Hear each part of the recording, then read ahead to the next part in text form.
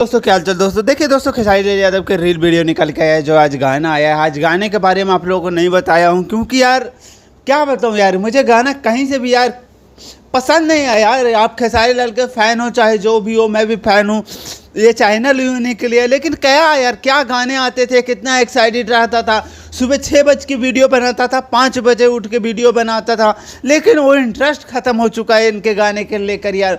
जो भी गाने आ रहे हैं वो इंटरेस्ट नहीं रह गया, म्यूजिक उस तरह से नहीं बनाया जा रहा है। 2-3 गाने ऐसे आए हैं इस साल में जो पसंद आते हैं मुझे, लेकिन ये क्या गाने हैं, क्या ये गाना कहीं से मुझे बिल्कुल यार ना तो वीडियो क्वालिटी वाइज पसंद आया, ना तो म्यूजिक वाइज पसंद आया, ना तो लिरिक्स वाइज पसंद आया। आप लोग फ़ैन हो तो इसका मतलब क्या यार कि मैं चटौती करते रहूँ, कुछ भी फेंकते रहूँ गाने के बारे में। यार कहीं से गाना पसंद नहीं आया। विवेक सिंह का लाइए, मैं यही कहूँगा। विवेक सिंह थे तो कितना ज़बरदस्त गाना आता था।